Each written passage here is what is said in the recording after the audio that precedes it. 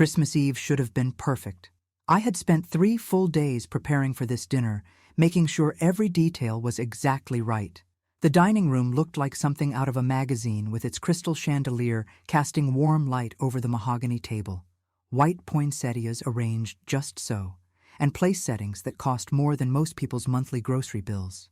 I had hired a chef to prepare the prime rib, but the desserts were all mine. Specifically, the red velvet cupcakes that sat on the marble counter in the kitchen, each one perfectly frosted with cream cheese icing, a small silver snowflake perched on top. Those cupcakes were my favorite. Had been since I was a little girl, growing up in a cramped apartment in Queens, when my mother would save for weeks just to buy the ingredients for a single batch on special occasions. Now, at 57, with a net worth of $18 million and a mansion in Greenwich that could fit 10 of those childhood apartments inside it, I could have red velvet cupcakes whenever I wanted. But I only made them for Christmas. I was standing at the kitchen island, arranging the cupcakes on a crystal serving platter, when Christopher walked in. My son, 32 years old, handsome in that polished way that comes from expensive haircuts and designer suits I paid for, holding his own tray of cupcakes that looked identical to mine. "Mom," he said, and his smile was too bright, too wide. "I made these for you, red velvet just like you love. I wanted to do something special since you've been working so hard on dinner." I looked up at him, and that's when I felt it. That mother's intuition people talk about but never really understand until it hits you like a freight train. His hands were shaking, just slightly, barely noticeable, but I noticed. There was sweat on his forehead, despite the air conditioning keeping the house at a comfortable 68 degrees, and his eyes, God, his eyes, they wouldn't quite meet mine, kept darting to the doorway, to the cupcakes, back to me, never holding steady. I have known this boy for every single day of his 32 years on this planet. I know when he is nervous about a presentation at work. I know when he is lying about where he spent money. I know when he is hiding something from me. And in that moment, looking at those trembling hands and those evasive eyes and that too bright smile, I knew with absolute certainty that my son was trying to kill me. The realization hit me so hard, I had to grip the edge of the counter to stay standing. My own child, the baby I had carried for 9 months, the toddler whose every scraped knee I had kissed better, the teenager whose college applications I had agonized over, the grown man I had bailed out financially more times than I could count. He was standing in my kitchen on Christmas Eve, offering me poisoned cupcakes with a smile on his face. I did not scream. I did not cry. I did not confront him. 35 years of running a successful real estate business had taught me how to keep my face neutral, even when my entire world was crumbling. Instead, I smiled back at him, matching his artificial brightness with my own. "How thoughtful, sweetheart," I said, and my voice sounded steady, even though my heart was hammering so hard I thought it might break through my ribcage. "But let me serve Gabriel first. He just got here from the hospital, and he's probably starving." Gabriel Reyes. My son-in-law, married to Helena, my daughter from a relationship I had before I met Christopher's father. Gabriel was a cardiovascular surgeon at Yale New Haven, one of the finest doctors I had ever known, and more importantly, one of the best men. He treated Helena like a queen, worked 70-hour weeks saving lives, and never once asked me for money even though I knew they were still paying off his medical school loans. If I had to choose between my 2 children's spouses, Gabriel would win every single time over Cressida Montague, Christopher's wife of 2 years, the woman who was standing in the doorway of my kitchen at that exact moment, watching this entire scene unfold with those ice-blue eyes that had always made me uncomfortable. She was beautiful in that calculated way some women are, blonde hair that cost a fortune to maintain, designer dress that I recognized because I had bought it for her last birthday, jewelry that sparkled on her wrists and throat. All gifts from me, all purchased with my money, and she was watching my son try to poison me with the intensity of a hawk watching a rabbit. I picked up the tray of cupcakes Christopher had brought in.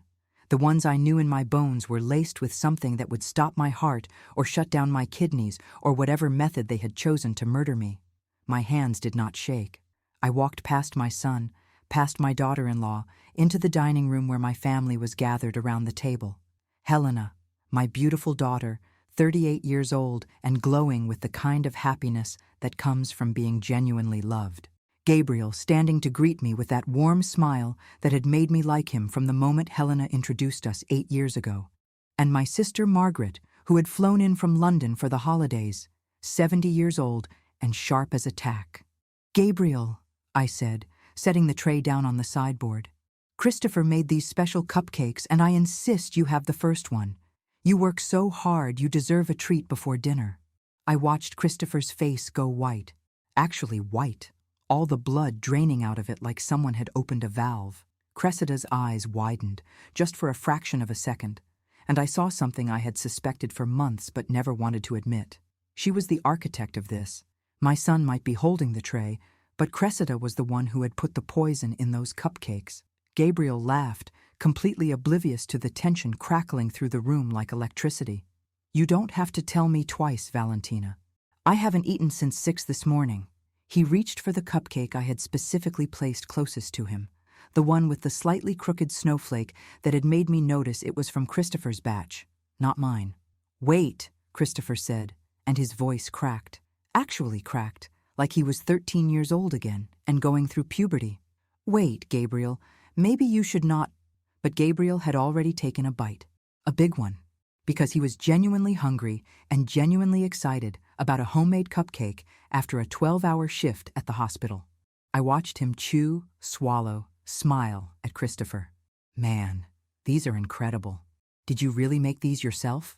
Christopher made a sound I had never heard before, something between a sob and a gasp. Cressida grabbed his arm, her fingernails digging in so hard I could see the fabric of his suit jacket bunch up. "Christopher is just nervous about his baking skills," she said smoothly. That French accent she played up whenever she wanted to sound charming coming out in full force. He spent all afternoon on them. I sat down at the head of the table, in the chair that had been Richard's before the car accident 3 years ago that had made me a widow. My hands were folded in my lap, where no one could see them trembling. I was watching Gabriel, counting the seconds. 1 minute, 2 minutes.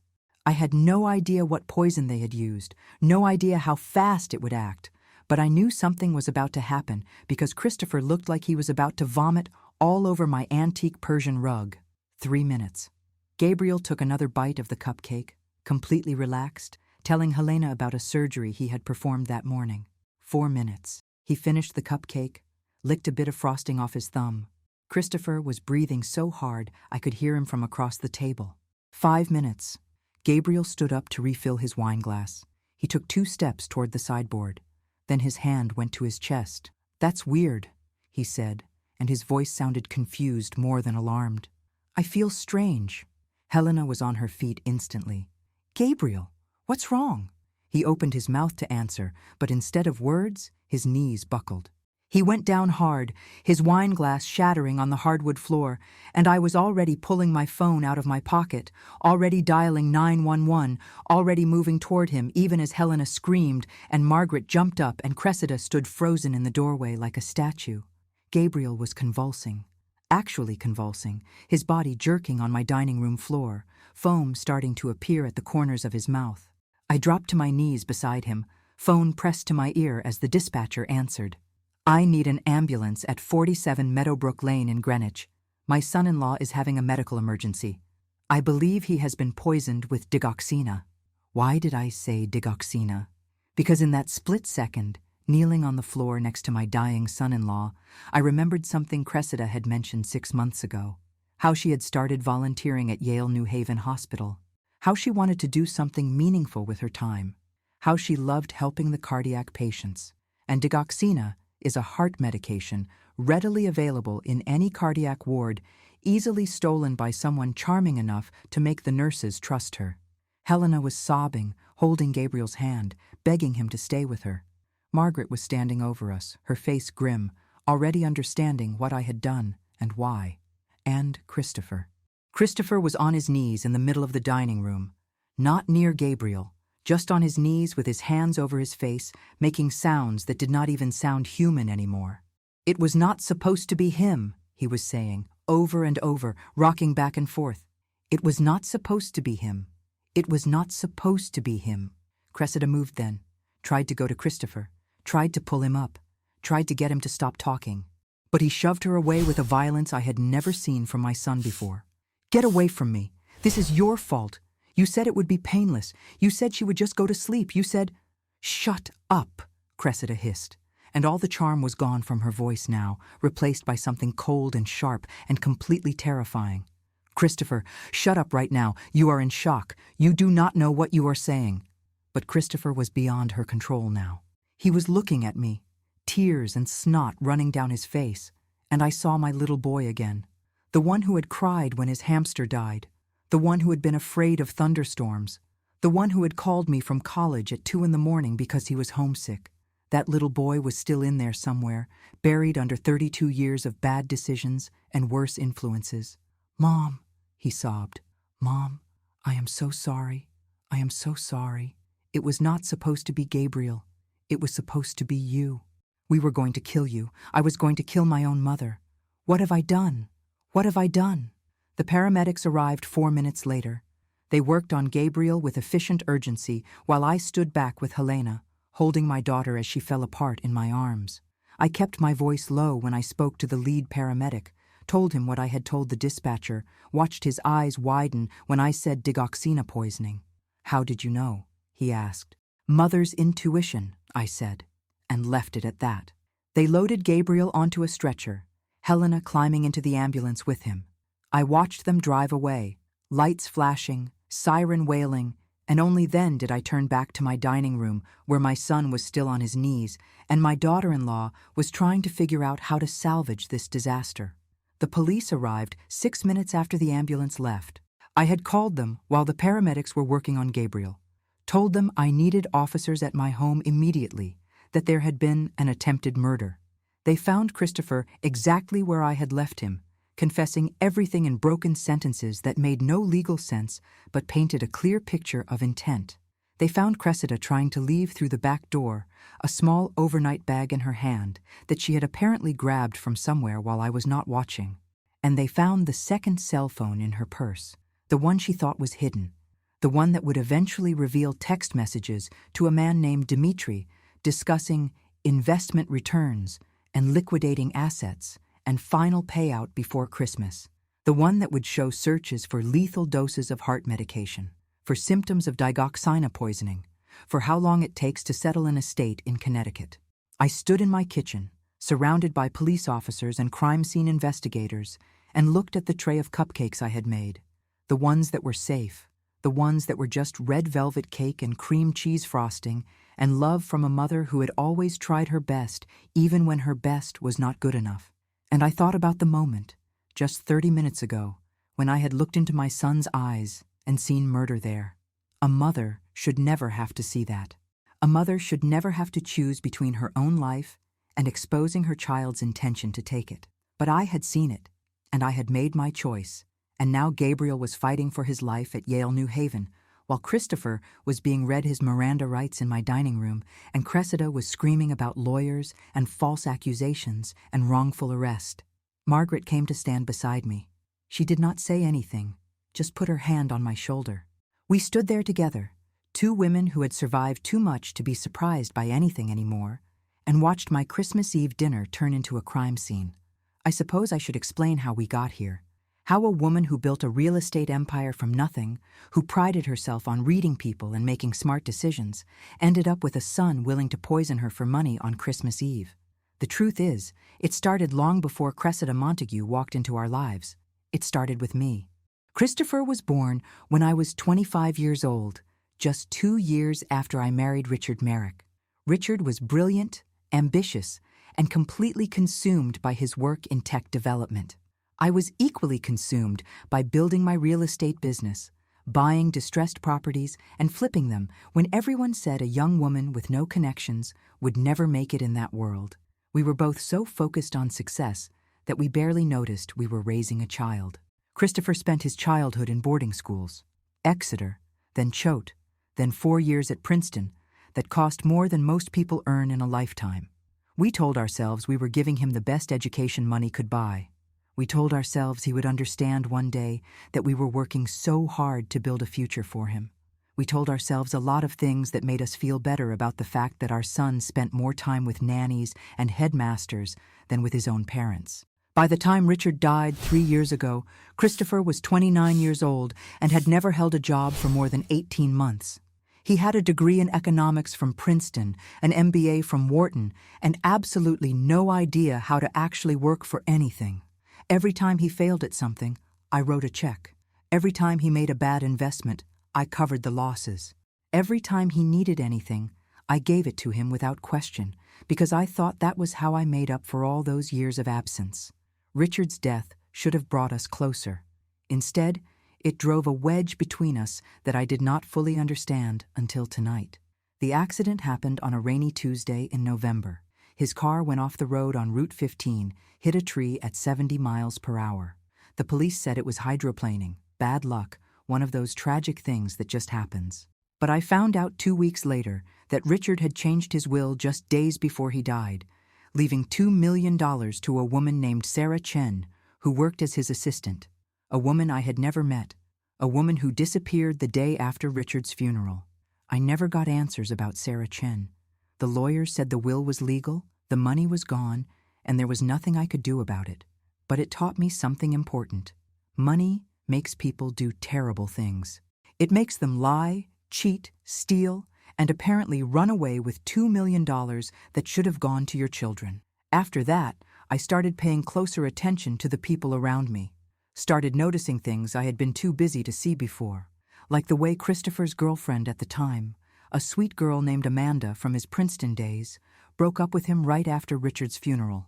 She came to see me privately, told me things I did not want to hear. How Christopher had been borrowing money from her for months. How he gambled online, lost thousands of dollars on cryptocurrency schemes, spent money he did not have trying to prove he was as successful as his father. How he had become cruel when she suggested he get professional help, said things that scared her enough to end a 3-year relationship. I confronted Christopher about it. He cried, apologized, promised to do better. I believed him because I wanted to believe him. I paid off his debts, which totaled $87,000, and told him this was the last time. He promised it was. That promise lasted exactly 4 months. Then Cressida appeared. It was at a charity gala in Manhattan, one of those black tie events where wealthy people pretend to care about causes while really just networking and showing off. Christopher brought her as his date, introduced her as someone he had met at an art gallery opening.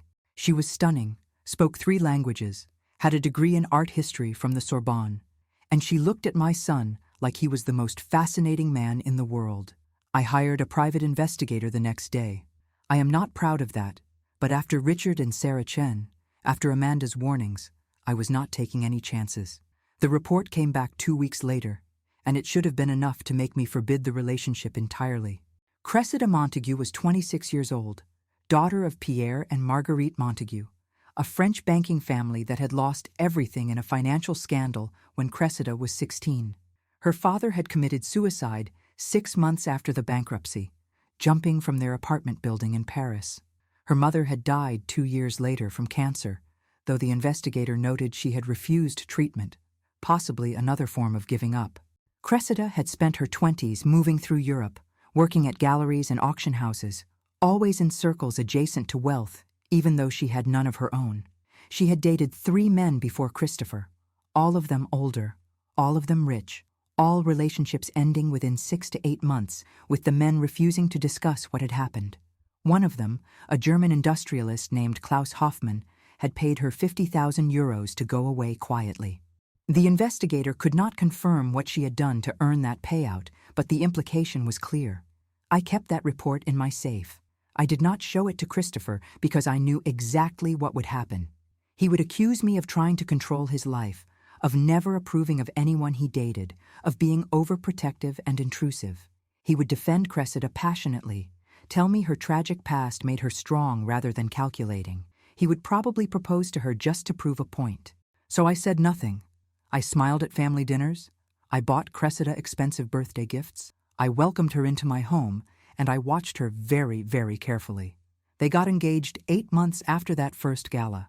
Christopher did not ask my opinion, Just announced it at Sunday brunch with a massive diamond ring that I knew cost more than he made in 6 months at his consulting job. I congratulated them, hugged Cressida, and wrote a check for $200,000 to pay for the wedding. It was easier than fighting. It was always easier than fighting with Christopher. The wedding was beautiful. Cressida looked like a princess in a Vera Wang gown that cost $35,000. Christopher looked happier than I had seen him since he was a little boy. Helena was the maid of honor. Gabriel was a groomsman. And I sat in the front row at St. Patrick's Cathedral thinking about how desperately I wanted to be wrong about Cressida. How much I wanted her to genuinely love my son, to be the partner who would help him become the man I knew he could be. The first year of their marriage seemed fine on the surface. They moved into a brownstone in Brooklyn that I bought for them as a wedding present, worth about $3 million. Cressida quit her job at the gallery, said she wanted to focus on being a good wife and maybe starting a family soon. Christopher seemed stable at his consulting firm, talked about making partner in a few years. They came to family dinners every Sunday, brought expensive wine, laughed at the right moments. But I noticed small things. The way Cressida would steer conversations toward my business, ask detailed questions about my properties and investments with an intensity that seemed odd for casual dinner talk. The way she would mention couples they knew who had received financial help from parents, always with a casual tone that somehow felt like a pointed suggestion. The way Christopher started avoiding one-on-one conversations with me, always making sure Cressida was present when we talked. 6 months ago, my accountant called me. His name is David Chen, no relation to the vanished Sarah Chen, and he has managed my finances for 15 years. He asked if I knew that Christopher had taken out several personal loans using the Brooklyn brownstone as collateral. I did not know. David explained that Christopher owed various institutions a total of $340,000, all borrowed within the last year, all at interest rates that suggested he had been turned down by legitimate banks first. I asked David not to tell Christopher I knew. I wanted to see if my son would come to me honestly, admit he was in trouble, ask for help the right way. I waited. Weeks turned into months. Christopher never said a word. Instead, he and Cressida started coming to dinners with carefully planned conversations about estate planning, about how important it was to have wills updated, about how tragic it would be if something happened to me without proper arrangements in place. 3 months ago, Cressida mentioned she had started volunteering at Yale New Haven Hospital. She was so proud of this, talked about how fulfilling it was to help cardiac patients, how the nurses said she was a natural at providing comfort. She specifically worked on the cardiac floor, she said, because heart disease had killed her grandfather and she wanted to understand it better. At the time, I thought it was admirable. Now, standing in my kitchen with police officers bagging evidence, I understood it had been research. 2 months ago, Gabriel mentioned something in passing that bothered me. He said he had seen Cressida at the hospital on a Thursday afternoon, but when he stopped to say hello, she had seemed startled and hurried away, claiming she was late for a training session. Gabriel thought nothing of it, but it stuck in my mind because Cressida had told us at Sunday dinner that she only volunteered on Monday and Wednesday mornings. Why lie about something so small unless there was a bigger reason? Last month, I did something I am not proud of. I logged into Christopher's laptop when he left it at my house after Thanksgiving dinner. I told myself I was just checking email, just making sure he was okay, but I knew I was snooping.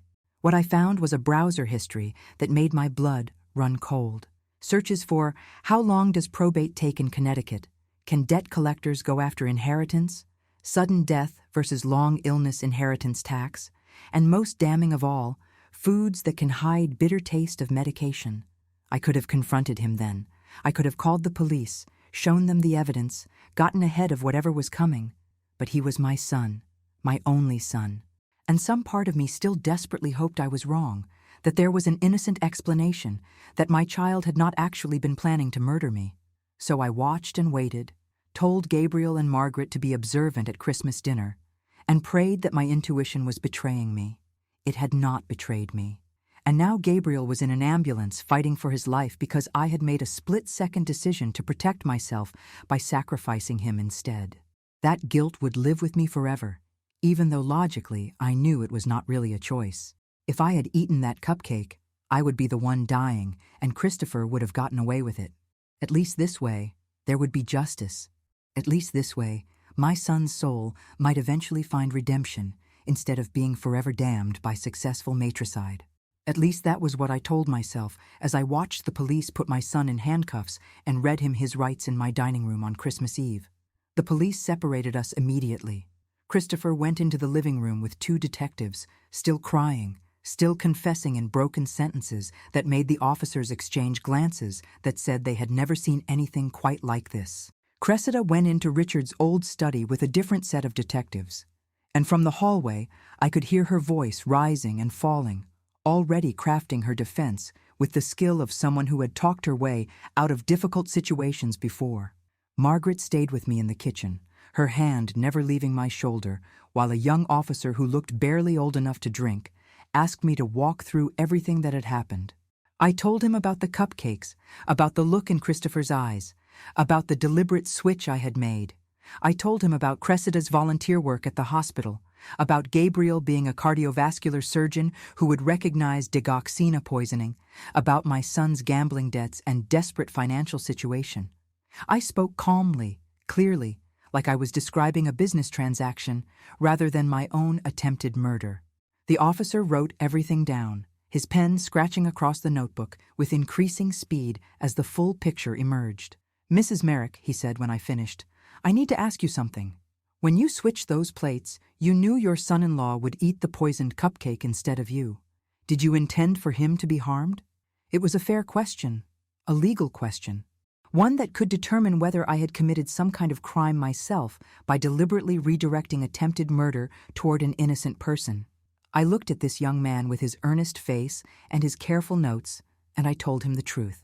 I knew that Gabriel is a cardiovascular surgeon with 20 years of experience.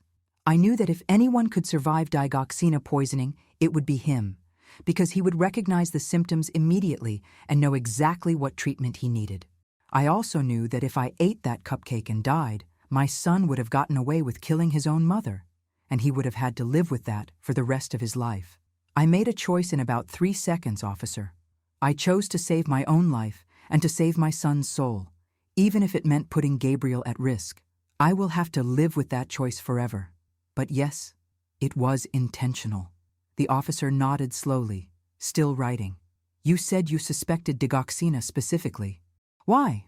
"Because Cressida volunteered on the cardiac floor at Yale New Haven, where digoxina is commonly used. Because she had access and opportunity. Because digoxina poisoning in the right dose can look like a heart attack, which would be believable for a woman my age with my stress levels. And because my son searched online for how to hide the bitter taste of medication in food. It was the logical conclusion." Before the officer could ask another question, my phone rang. "Helena." I answered immediately, my heart in my throat. "Mom."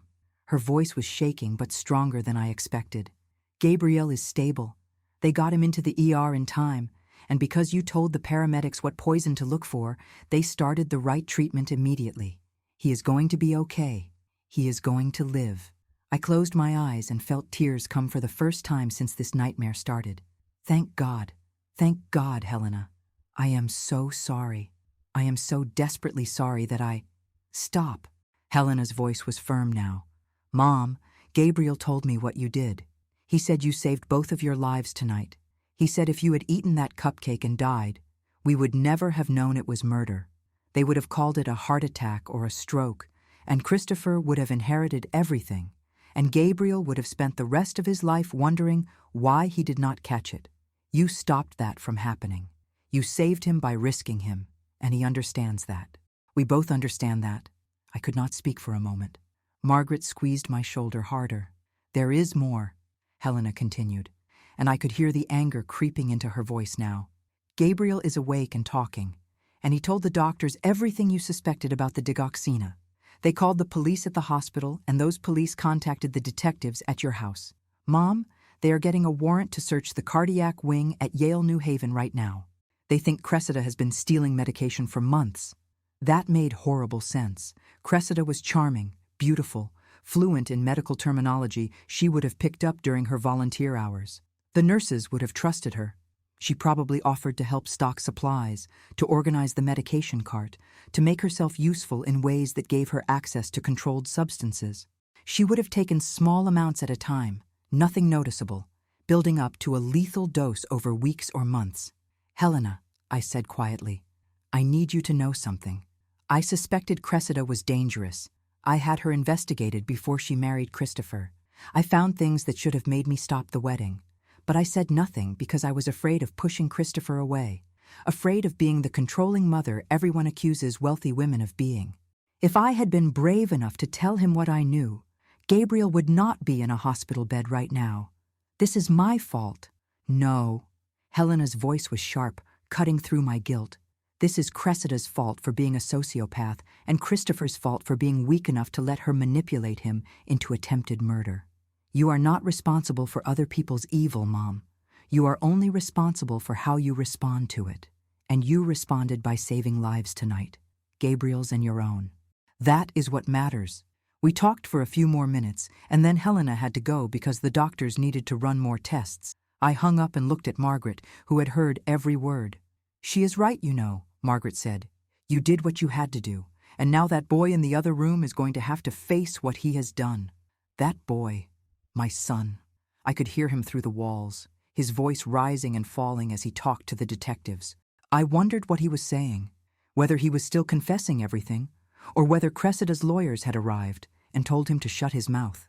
I wondered if he understood yet that his life as he knew it was over, that prison was inevitable, that he had destroyed everything for $340,000 in debt that I would have paid off with a single phone call to my bank if he had just asked me honestly.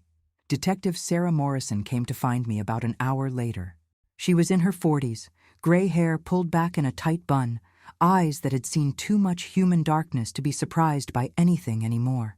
She sat down across from me at the kitchen table and folded her hands. "Mrs. Merrick, I need to tell you what we have learned in the last hour because some of it involves decisions you will need to make. First, your son has confessed to attempted murder. He has done so without a lawyer present, despite us offering him one multiple times. He is giving us details that we could never have discovered on our own. Frankly, Mrs. Merrick, I have been doing this job for 22 years, and I have never seen someone so desperate to confess." I nodded, not trusting myself to speak. "Second, your daughter-in-law is a different story entirely. She is claiming that she had no idea what your son was planning, that she is shocked and horrified, that this is all a terrible misunderstanding. However, we found something in her purse that contradicts that story quite dramatically." Detective Morrison pulled out an evidence bag containing a cell phone I had never seen before. It was small, cheap, a burner phone that cost maybe $30 at a convenience store. "This phone contains text messages between your daughter-in-law and a man named Dmitry Volkov, who we have identified as a Russian investor currently living in Manhattan. The messages go back 6 months. They are explicit about what she calls her investment strategy, which appears to be marrying wealthy men, eliminating them or their wealthy relatives, and collecting inheritance. She refers to your son as the mark in these messages. She discusses exact amounts she expects to inherit. She even jokes about how easy it is to manipulate someone who is desperate for approval. I felt sick, actually physically sick, my stomach churning with the realization of just how calculated this had been. Christopher had not fallen in love with a woman who then became corrupted by greed. He had been targeted, selected, groomed for this exact purpose from the very first moment at that gallery opening 3 years ago. "There is more," Detective Morrison continued. "We executed the warrant at Yale New Haven Hospital. The pharmacy logs show that 12 vials of digoxina have gone missing over the past 4 months, always on days when your daughter-in-law was volunteering. The head nurse also reports that Cressida asked detailed questions about cardiac medications, claimed she wanted to be more helpful to patients. She was specifically interested in what symptoms to watch for, what dosages were dangerous, how quickly the medication worked. She was learning how to kill me," I said, my voice flat. "Yes, ma'am, and she was careful about it. The messages on the burner phone show that she researched you extensively. She knew about your morning routines, your dietary preferences, your favorite foods. She knew you made red velvet cupcakes every Christmas. She planned this specific scenario months in advance, waiting for the perfect opportunity when the whole family would be together, and your death could be blamed on holiday stress or a heart condition that runs in families. I thought about all those Sunday dinners, Cressida sitting at my table, eating food I prepared, smiling at my stories, asking questions about my childhood and my business and my health history. She had been conducting surveillance, gathering intelligence, preparing for murder with the same attention to detail that I had once used to research properties before buying them. I had taught business strategy at 3 different universities over the years, and I recognized professional-level planning when I saw it. "What about the German man?" I asked. "Klaus Hoffmann, the one who paid her 50,000 euros to go away?" Detective Morrison's eyebrows rose. "You knew about him?" "I had her investigated before she married my son. The private investigator found 3 previous relationships with wealthy men, all ending abruptly. Klaus Hoffmann paid her to leave quietly. I never found out why. We are contacting German authorities now. Based on what we have found, I would not be surprised if Herr Hoffmann's story involves similar circumstances. Your daughter-in-law appears to be what we call a black widow, Mrs. Merrick. She targets wealthy men or men with wealthy families, establishes relationships, and then either extracts money through blackmail or manipulation, or in more extreme cases, arranges accidents or medical emergencies that benefit her financially." Margaret made a sound that was half laugh, half disgust, and my nephew was stupid enough to fall for it. "Your nephew was vulnerable," Detective Morrison corrected gently. "He had a distant relationship with his parents, he was drowning in debt, he was desperate to prove himself as successful. Your daughter-in-law identified those vulnerabilities and exploited them with precision. The messages on her phone show that she studied psychological manipulation techniques. She references books on coercive control, on breaking down someone's self-esteem, on creating dependency. This was not a crime of passion, ladies. This was a long-term project." I stood up and walked to the window. Outside, I could see crime scene investigators loading equipment into their vans, police cars with lights still flashing, neighbors standing on their lawns in bathrobes and pajamas watching the spectacle. My Christmas Eve had become a neighborhood scandal. By tomorrow, it would be all over the news. Wealthy Connecticut widow, almost murdered by son and daughter-in-law on Christmas Eve. The tabloids would have a field day. "What happens now?" I asked, still looking out the window. "Your son will be arrested and charged with attempted murder and conspiracy to commit murder. Given his immediate confession and the evidence we have gathered, he will almost certainly be convicted. The question is sentencing. His lawyer, when he finally gets one, will argue for leniency based on psychological manipulation, on coercion from his wife, on his immediate remorse. The prosecutor will argue that he is an adult who made conscious choices to poison his own mother for financial gain. A judge will have to decide which argument is more persuasive. And Cressida? Your daughter-in-law is facing the same charges, but without the mitigating factor of remorse. She is already crafting a defense that paints her as the real victim here, manipulated by your son, unaware of his plans. But the burner phone destroys that story. The text messages make it clear that she was the architect of this entire scheme. She will go to prison for a very long time, Mrs. Merrick. I will make sure of that personally. I turned back to face the detective. "Can I see my son before you take him away?" Detective Morrison hesitated. "I am not sure that is a good idea, ma'am. He is emotionally unstable right now, and you are the victim of his crime. It could be construed as witness intimidation, or—" "I am not going to forgive him," I interrupted. "I am not going to tell him everything is okay, or that I understand. I just need to see him. I need to look at him and know whether there is anything left of the boy I raised, or whether Cressida destroyed him completely. I need to know if redemption is even possible, detective. Please." She looked at me for a long moment, then nodded. 5 minutes. One of my officers will be in the room with you at all times. Do not touch him. Do not make any promises about bail or lawyers or anything else. Just talk. 5 minutes. They brought Christopher into the dining room, the same room where just 2 hours earlier Gabriel had collapsed on the floor. My son was in handcuffs now, his face blotchy and swollen from crying, his expensive suit wrinkled and stained. He looked at me and immediately started sobbing again. "Mom, I am so sorry. I am so sorry. I do not know what happened to me. I do not know how I became this person who could do something like this. I love you. I have always loved you. Even when I was planning to kill you, I loved you. Does that make sense? Can you understand that?"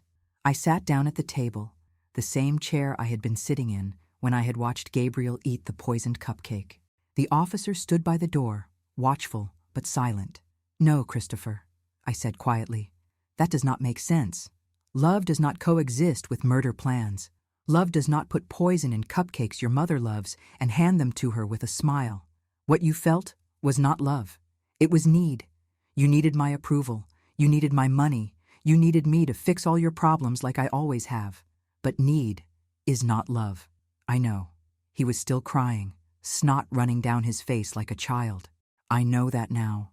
I knew it the second Gabriel ate that cupcake instead of you. I knew what I had become, and I hated myself so much I wanted to die right there. Why did you do that, Mom? Why did you switch the plates? If you had just eaten it, none of this would have happened. You would be dead, and I would have gotten away with it, and I would never have had to face what I really am." "That is exactly why I switched the plates," I said. "Because I would rather be alive and have you face what you have done than be dead and let you live with successful matricide for the rest of your life. I love you enough to let you suffer the consequences of your choices, Christopher. That is what real love looks like." He stared at me, and for just a moment I saw understanding flicker across his face. Then it was gone, replaced by despair so profound it was almost physical. "She told me you would never help me," he said, his voice dropping to a whisper. "Cressida said you would never pay off my debts because you liked watching me struggle, liked having power over me. She said the only way I would ever be free was if you were gone. She said it so many times, in so many ways, that I started to believe it. And then one night, she showed me exactly how we could do it, and it seemed almost reasonable, almost justified. How did that happen, Mom? How did I get to a place where murdering you seemed reasonable?" "Because she is very good at what she does," I said, "and because you were too proud to come to me honestly and ask for help. You knew I would give you the money, Christopher. You knew I would pay off every single dollar of debt without a second thought. But you did not want to admit failure again. You did not want to be the disappointment again. So when Cressida offered you a solution that made you feel powerful instead of pathetic, you took it." He nodded slowly. "What happens now? Now you go to prison. You will be convicted because you have already confessed to multiple police officers. You will probably serve somewhere between 5 and 10 years, depending on how good your lawyer is and whether the judge believes you were coerced. And when you get out, if you get out while I am still alive, we can talk about what kind of relationship is possible between a mother and a son who tried to kill her. But Christopher, you need to understand something very clearly. I will never trust you again. I will never be alone with you again. I will never eat food you prepare or drink anything you serve. That part of us is dead. You killed it tonight." "I know," he whispered. "I killed it the moment I agreed to her plan. I am so sorry, Mom. I am sorry for everything." The officer stepped forward then, indicating our time was up. They led Christopher away, and I sat alone in my dining room surrounded by evidence markers and police tape, thinking about how a mother's love is supposed to be unconditional, but wondering where the line is between unconditional and self-destructive. I had loved my son enough to let him face justice. I hoped that was the right kind of love. I hoped it was enough. The call came at 2 in the morning, 4 hours after the police had finally left my house with Christopher and Cressida in separate patrol cars. I had been sitting in the living room with Margaret, neither of us speaking, both of us too exhausted and traumatized to do anything but exist in the same space. When my phone rang, I almost did not answer it, but the caller ID said Yale New Haven Hospital, and my heart immediately jumped to Gabriel. "Mrs. Merrick, this is Dr. Patricia Huang from the Toxicology Department at Yale New Haven. I am calling about Gabriel Reyes. He is stable and doing well, but something has come up that I think you need to know about immediately." "What is it? Is he okay?" "He is fine, Mrs. Merrick. Better than fine, actually. But when we were running blood work to monitor the digoxina levels in his system, we found something else, something that was not supposed to be there." I sat forward, my entire body suddenly alert. "What do you mean?" "We found traces of another medication in his blood, warfarin. It is a blood thinner, commonly used to prevent strokes and heart attacks. The thing is, Gabriel does not take warfarin. He has never been prescribed warfarin, and the levels in his system suggest he has been ingesting it regularly for at least 2 weeks, possibly longer." The room tilted sideways. "What are you saying?" I am saying that someone has been poisoning Gabriel Reyes for weeks, Mrs. Merrick. Not with enough to kill him outright, but with enough to make him vulnerable to bleeding, to make any injury potentially catastrophic. If he had gotten into a car accident, if he had fallen and hit his head, if he had needed surgery for any reason, the warfarin in his system could have caused him to bleed to death before anyone realized what was wrong. This was long-term poisoning, carefully calibrated to create a situation where his death would look accidental. I could not breathe, could not think. But why Gabriel? He is not wealthy. He has medical school loans. Killing him would not benefit Cressida financially at all. That is exactly what Detective Morrison said when I called her 20 minutes ago, Dr. Huang replied. She is on her way to the hospital now to talk to Gabriel about who might have had access to his food and drinks over the past few weeks. But Mrs. Merrick, there is something else, something the detective asked me to tell you specifically. What? When they searched Cressida Montague's belongings at your house, they found a small cosmetics bag in her purse. Inside that bag were 2 prescription bottles. One contained digoxina tablets, stolen from the hospital pharmacy. The other contained warfarin tablets, also stolen from the hospital pharmacy. Both bottles had tape over the labels with handwritten notes. The digoxina bottle said, VM Christmas. The warfarin bottle said, GR Gradual. Detective Morrison believes VM stands for Valentina Merrick and GR stands for Gabriel Reyes. The world stopped spinning. Everything suddenly made horrible, perfect sense. She was not just trying to kill me, I said slowly. She was trying to kill Gabriel too. She was poisoning him slowly so that when he died, it would look like a medical condition or an accident. And she was going to kill me quickly on Christmas Eve so it would look like holiday stress or a heart attack. 2 deaths, both seemingly natural or accidental, both removing obstacles to Christopher's inheritance. That is exactly what Detective Morrison believes, Dr. Huang confirmed. Gabriel would have inherited a portion of your estate through Helena, correct? If you died and left everything to your children equally? Yes. My will leaves 40% to Christopher, 40% to Helena, and 20% split among various charities. If I died, Helena and Gabriel would have received approximately $7 million. But if Gabriel died first and then I died, Christopher would argue that Helena's share should be split between her and him since Gabriel was gone and they had no children. He would end up with significantly more money. Detective Morrison said to tell you that the text messages on Cressida's burner phone confirm this theory. There are messages from 3 weeks ago where she discusses removing both obstacles and maximizing the payout. She was planning a double homicide, Mrs. Merrick. You and your son-in-law, and she was using your son to accomplish it. I stood up, started pacing, my mind racing through the implications. How was she giving Gabriel the warfarin? He is a doctor. He would notice if someone was putting pills in his food. We think she was crushing them into powder and adding them to drinks or foods with strong flavors that would mask the bitterness. Gabriel mentioned to the toxicology team that Cressida had been bringing him homemade smoothies every morning for the past 3 weeks, said she was trying to help him eat healthier because his schedule at the hospital was so demanding. He thought she was being thoughtful. Of course she did. Cressida was always thoughtful in ways that seemed generous, but served her purposes. She had probably researched what foods and drinks would best hide crushed warfarin, had probably practiced the exact ratios needed to poison someone slowly without triggering obvious symptoms. This woman had turned murder into a science project, and she had been so confident in her methods that she kept detailed notes in a burner phone like she was tracking a business investment. Dr. Huang, is Gabriel in danger now? Will the warfarin cause lasting damage? No, Mrs. Merrick. We have started him on vitamin K to counteract the warfarin, and we are monitoring his clotting factors closely. He will make a full recovery from both the digoxina and the warfarin poisoning. Physically, he will be fine.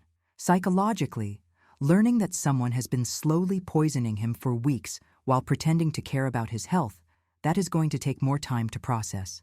After I hung up, I told Margaret everything. She listened in silence, her face growing paler with each detail.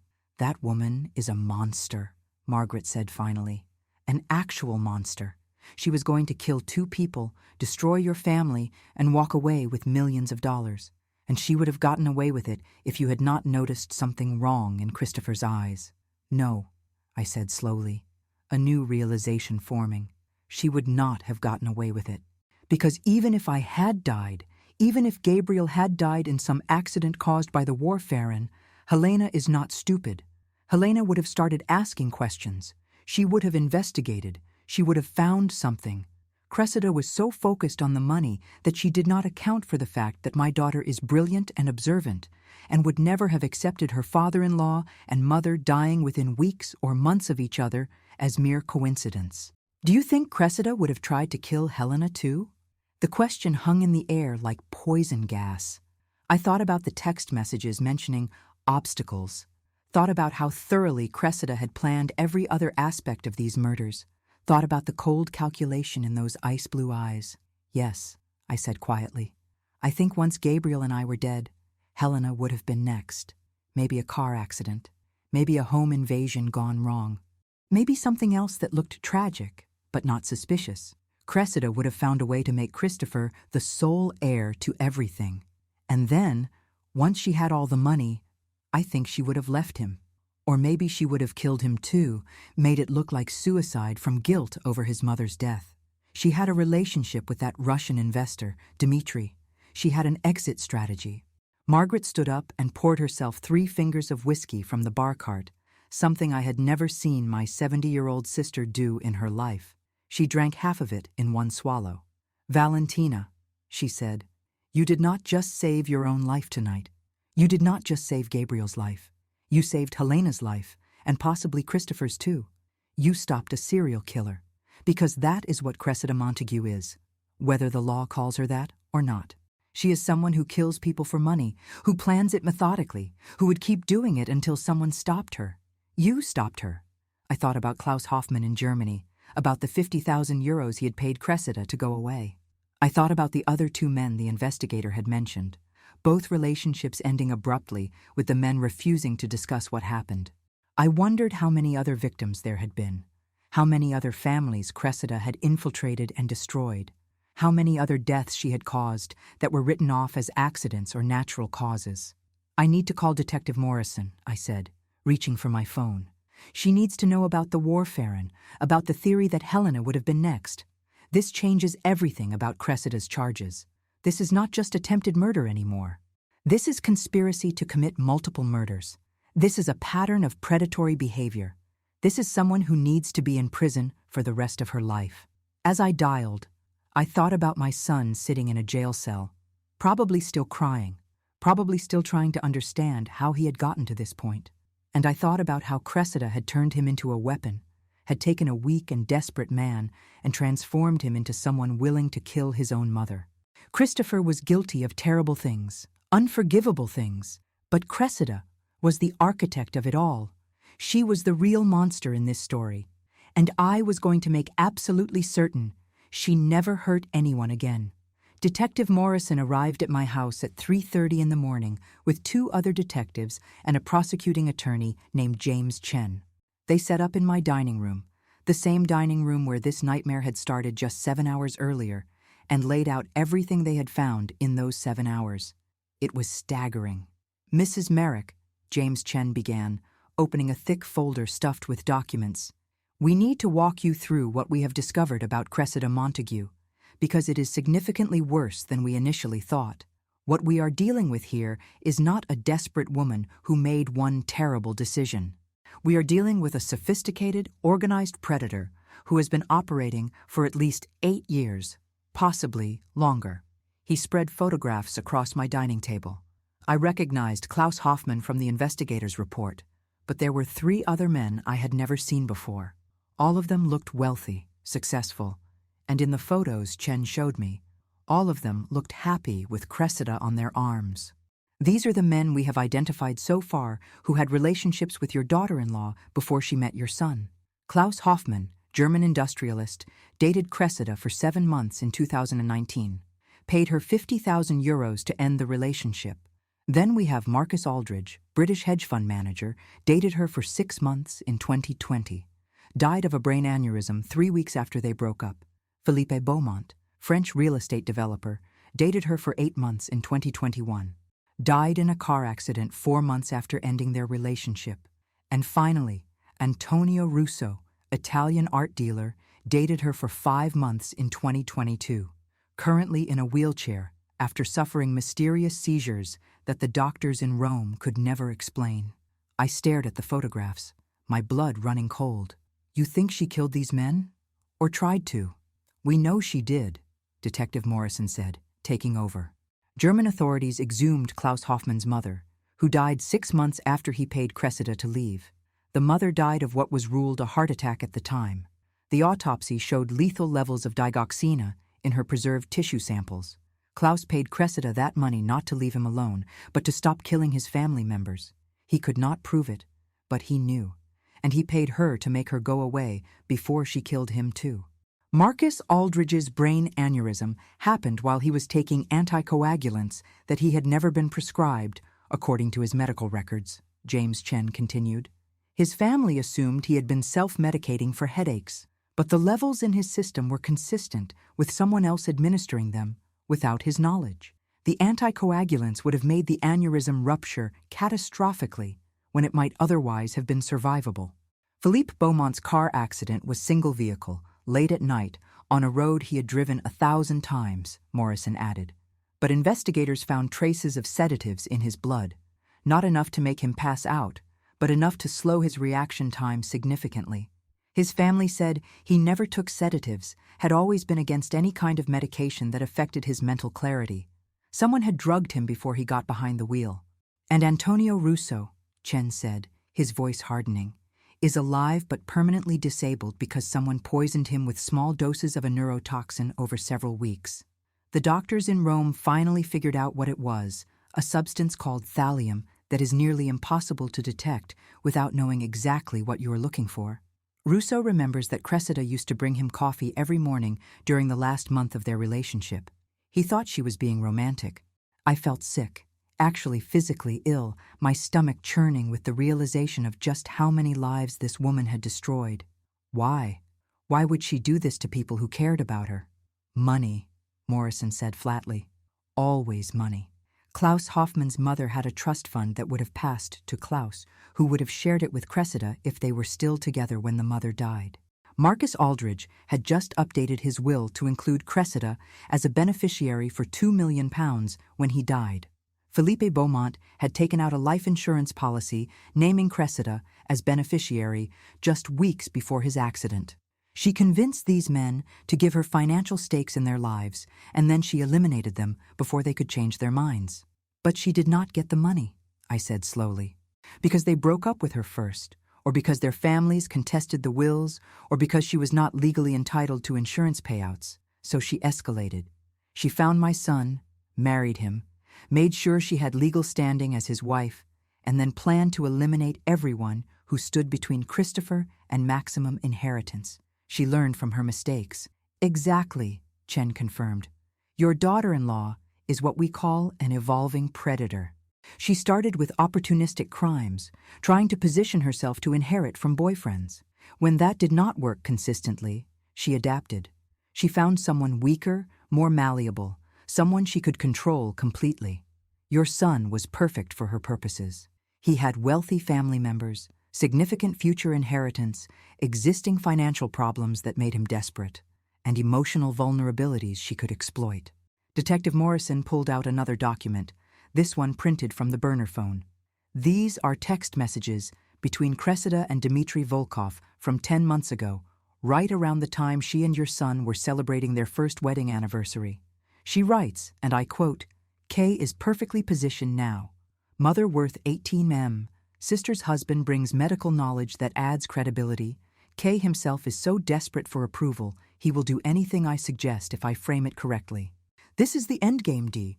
After this, we disappear to Cyprus with enough money to live like royalty forever." We, I asked. She was planning to take this Dmitry with her? Dmitry Volkov is her actual partner, Morrison explained. They have been together for at least 9 years, possibly longer. He is the one who researches the targets, helps her create false backgrounds, provides emotional support when she needs to maintain her cover. He is essentially her handler. This was never a romance with your son, Mrs. Merrick. This was a professional operation with your family as the target. Margaret, who had been silent through most of this, finally spoke. Have you arrested this Dmitry person?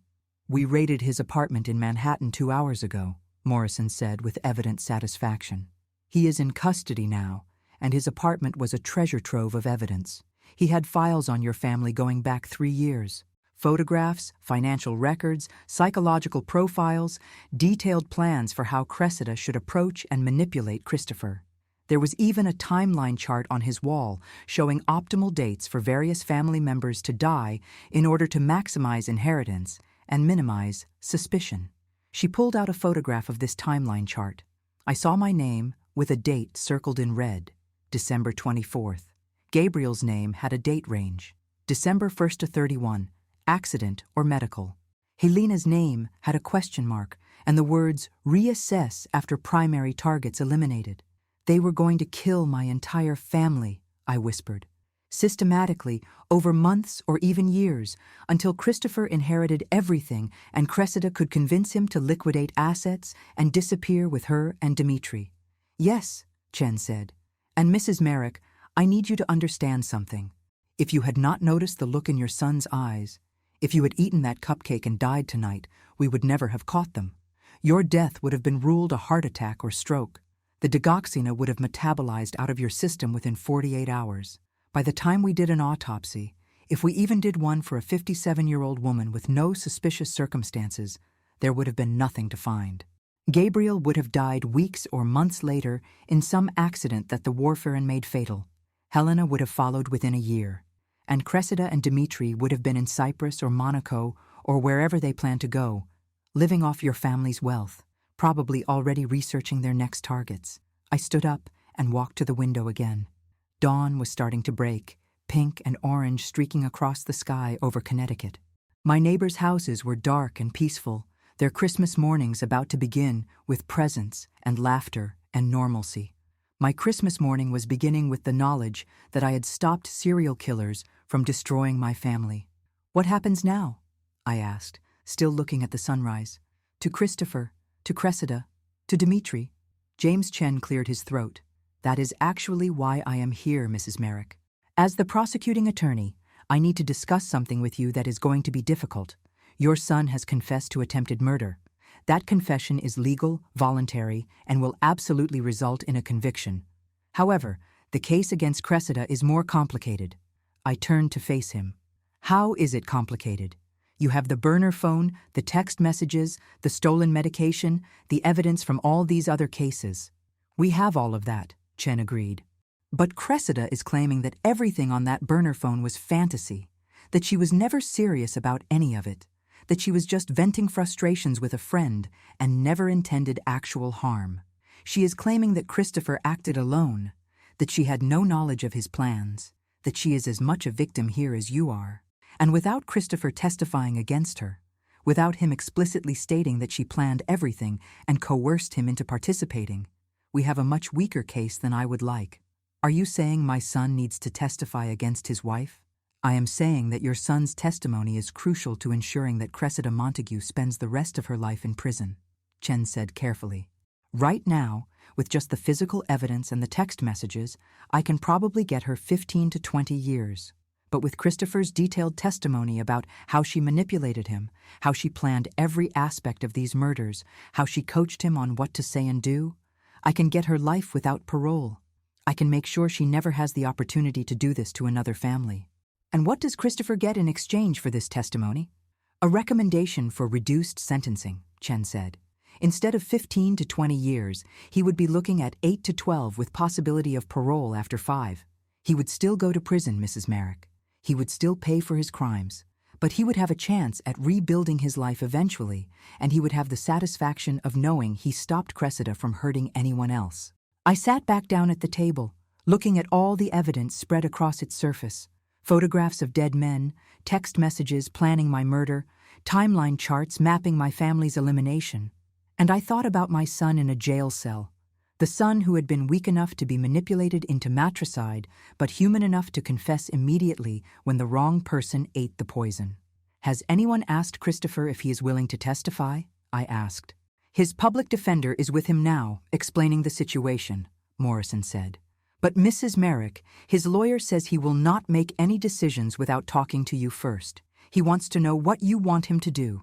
He says he has destroyed your trust and your relationship, but he still cares what you think, still wants to do whatever you believe is right. The irony was not lost on me. My son would not ask my opinion before trying to kill me, but he wanted my opinion before testifying against the woman who had convinced him to do it. I want to talk to him, I said. I want to see him face to face and hear him tell me the truth about everything that happened. Not the version he told the police while he was hysterical, but the calm, detailed truth about how Cressida convinced him that murdering his mother was acceptable. And then I will tell him what I think he should do. Chen and Morrison exchanged glances. Mrs. Merrick, I have to advise you that talking to your son about his testimony could be seen as witness tampering if— I am not going to tell him what to say, I interrupted. I am going to listen to what he has to say, and then I am going to give him my opinion as his mother about what the right thing to do is. That is not witness tampering. That is a parent trying to salvage something decent from the wreckage of her child's soul. They arranged it for 8 o'clock that morning at the police station in an interview room with cameras recording everything to prove I was not coaching him. Christopher was brought in wearing an orange jumpsuit that made him look younger and more vulnerable than I had ever seen him. His eyes were swollen from crying, his face pale and exhausted. He sat down across from me and immediately started to cry again. "Stop," I said firmly. "Stop crying and talk to me. I want to know exactly how this happened. Start from the beginning. When did Cressida first suggest killing me?" He took a shuddering breath and wiped his face. "It was not like that. It was never one conversation where she said, 'Let us kill your mother.' It was hundreds of tiny conversations over months, maybe even over years, where she would plant little ideas and let them grow. She would say things like, 'It must be so hard to be in debt while your mother has millions,' or 'I wonder how long we will have to wait before you can access your inheritance,' or 'Your mother seems stressed lately. I hope she takes care of her heart health.' Little things that did not seem sinister at the time, but looking back, they were all building toward the same conclusion, which was that you were the obstacle to my happiness, that you were holding me back, keeping me dependent, refusing to help me because you liked having power over me. She never said it directly, Mom. She just asked questions and made observations and let me draw my own conclusions. And because I was angry and desperate and drowning in debt, I drew the conclusions she wanted me to draw. I listened as Christopher described 18 months of systematic psychological manipulation. How Cressida had isolated him from his friends, convinced him that everyone judged him for living off his mother's money, made him feel worthless except when she validated him. How she had controlled their finances completely, spending money they did not have, and then blaming him for not earning enough.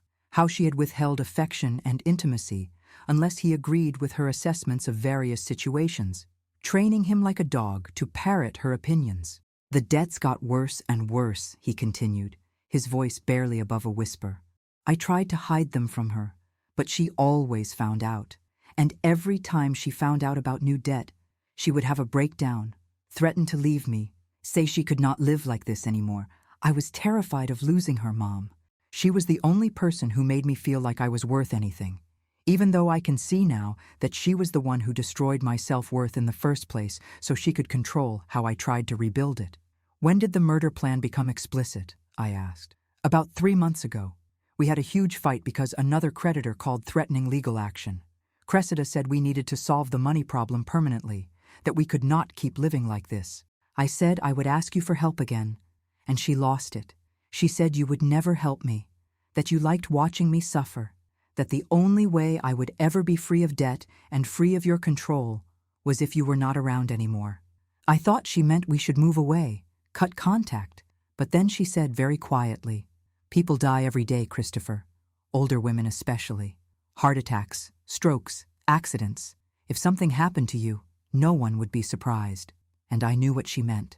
"And you did not immediately reject the idea?" He looked at me with such shame in his eyes that I almost felt sorry for him. Almost. "I did reject it, Mom. I said no, that was insane. I could never hurt you." And she backed off immediately, said she was just upset and did not mean it, said of course we would find another way.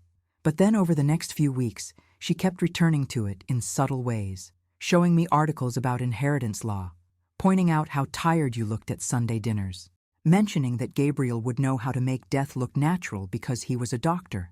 Little by little, she normalized the idea until one day I realized I was the one suggesting we should plan it out. She had gotten so deep into my head that I thought it was my idea. He told me about the research they had done together, the way Cressida had framed it as an intellectual exercise at first, just theoretical planning that made him feel clever and capable. He told me about stealing the digoxina, how Cressida had done it but made him feel like he was the mastermind. He told me about practicing making the cupcakes, getting the recipe perfect, calculating exactly how much poison to add to hide the taste. And he told me about Christmas Eve, standing in my kitchen with those cupcakes, looking at my face and suddenly understanding with perfect clarity that he was about to murder his own mother. I could not do it, he sobbed. I wanted to drop the tray, to confess everything, to beg your forgiveness. But Cressida was watching from the doorway, and I knew if I backed out, she would leave me, and I could not handle that. So I handed you the cupcakes and smiled and prayed you would somehow know, somehow stop me, somehow save me from myself. And you did. You saw it in my eyes, and you saved both of us. I sat in silence for a long moment, processing everything he had told me. Then I asked the question that mattered most. Do you understand that Cressida was planning to kill Gabriel too? And probably Helena after that? And possibly even you once she had all the money? His face went white. What? I told him about the warfarin, about Gabriel being poisoned for weeks, about the timeline chart in Dimitri's apartment. I watched my son's face crumble as he understood the full scope of what Cressida had planned. She was going to kill all of you, he whispered. She was going to make me responsible for murdering my entire family, and then she was going to leave me with that guilt while she ran off with her real partner. I was just a tool to her, just a weapon she could aim at you and then discard. Yes, I said simply. That is exactly what you were. And now you have a choice, Christopher. You can protect her, refuse to testify, let her potentially get a lighter sentence and possibly hurt other families in the future. Or you can tell the truth, help put her away forever, and start the long process of becoming someone better than the person she turned you into. What do you want to do? He looked at me with eyes that were finally clear, finally seeing reality without Cressida's manipulation, filtering everything. I want to stop her, he said. I want to make sure she never does this to anyone else. I want to testify, Mom. I want to tell the jury everything she did, every technique she used, every lie she told. I want them to see her for what she really is. I nodded slowly. Then that is what you will do. You will help put her away, and then you will serve your time, and then if you survive that, if you actually become someone who deserves a second chance, we will talk about what kind of relationship is possible between us. But Christopher, you need to understand that forgiveness is not the same as forgetting. I will never forget that you tried to kill me. I know, he said. I will never forget it either. They took him away after that, and I went home to my empty house that still had crime scene tape across the dining room. Margaret was waiting for me with coffee and toast that I could not eat. We sat together in the kitchen, surrounded by the remnants of what was supposed to be a perfect Christmas, and I thought about how close I had come to dying, how many lives had been saved by one moment of maternal intuition. The trial would come later. The testimony and the verdict and the sentencing would all come in their time. But on that Christmas morning, sitting in my kitchen with my sister, I felt something I had not expected to feel. I felt grateful, grateful to be alive, grateful that my instincts had been right, grateful that I had stopped a monster before she could finish destroying my family, grateful and utterly exhausted by the price of that victory. The trial lasted 6 weeks. It dominated the news cycle for every single one of those days. Connecticut widow foils murder plot, the headlines screamed. Black widow scheme exposed. Son testifies against wife in matricide attempt. I stopped reading the articles after the first week. They got the facts right, but they could never capture the real story, the human cost of what Cressida Montague had done to my family. Christopher testified for 3 days. I sat in the courtroom and watched my son describe in excruciating detail how Cressida had broken him down psychologically, rebuilt him in her image, and turned him into someone capable of murder. The defense attorney tried to paint him as the real villain, a manipulative man blaming his innocent wife for his own crimes. But the burner phone destroyed that narrative. The text messages between Cressida and Dmitri were read aloud in court, and I watched the jury's faces change as they heard her describe my son as the mark, as she calculated exactly how much money each family member's death would yield, as she discussed backup plans if Christopher grew a conscience at the last moment. Gabriel testified too. He described the smoothies Cressida had brought him every morning for 3 weeks, how she had seemed so concerned about his health, how she had asked detailed questions about his work schedule and whether he took any medications regularly. The prosecution brought in a toxicologist who explained how the warfarin dosing had been carefully calibrated to weaken Gabriel without causing obvious symptoms, how one bad fall or one car accident would have been fatal, how it would have looked like tragic bad luck rather than murder.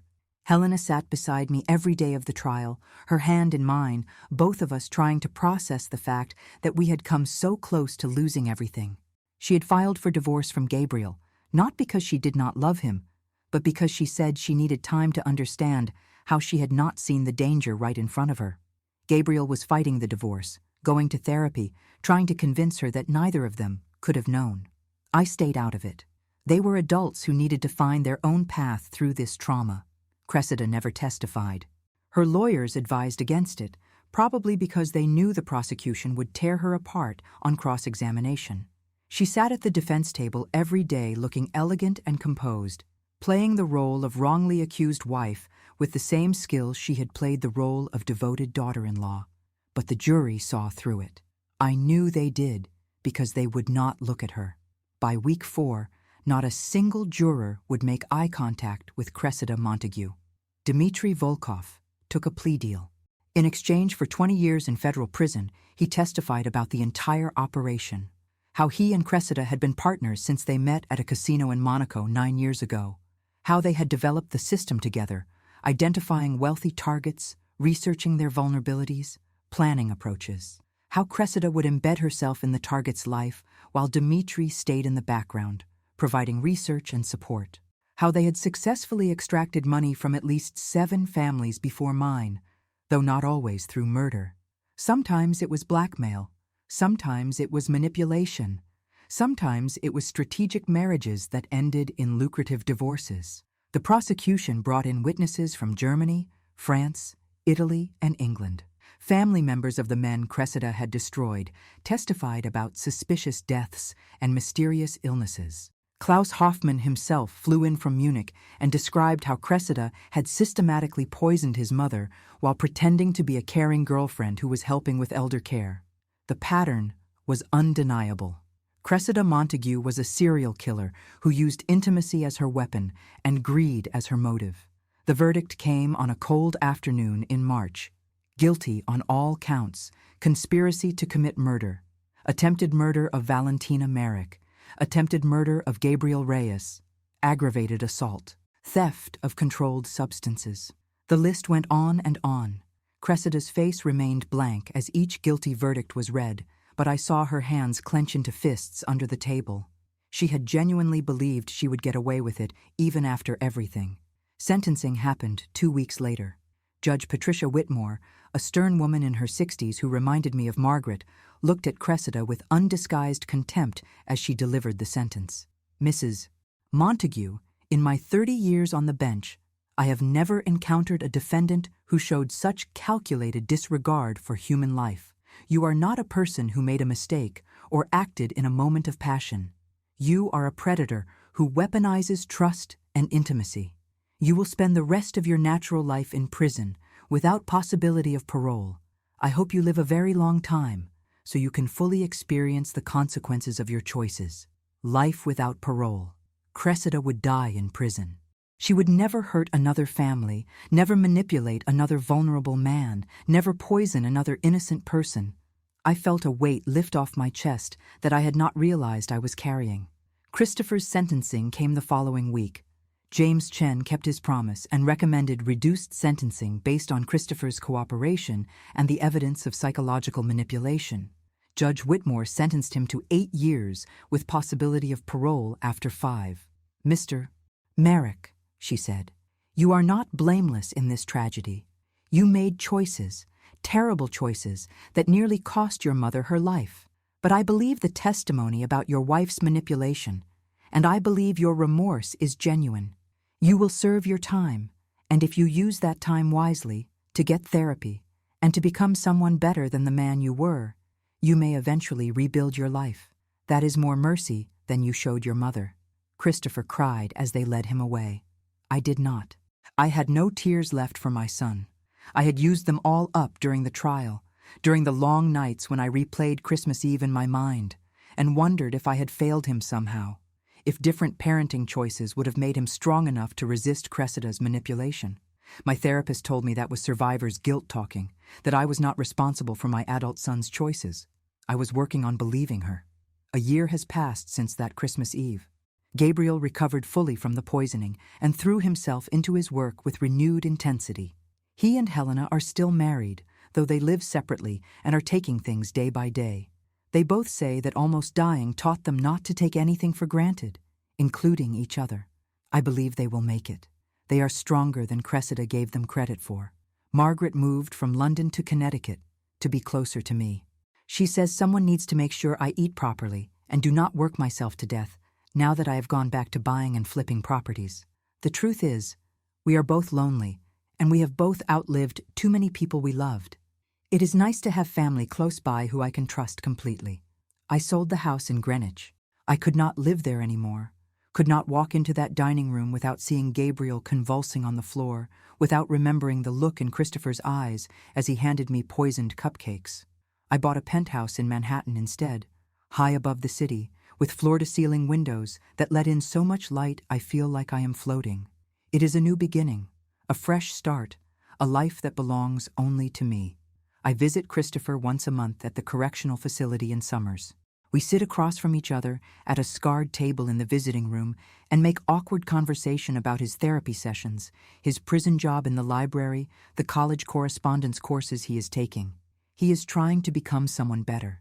I can see it in his eyes, which are clearer now than they have been in years. He asks about Helena and Gabriel, about Margaret, about my new apartment. He never asks about Cressida. He has not spoken her name since the trial ended. I do not know if I will ever fully forgive him.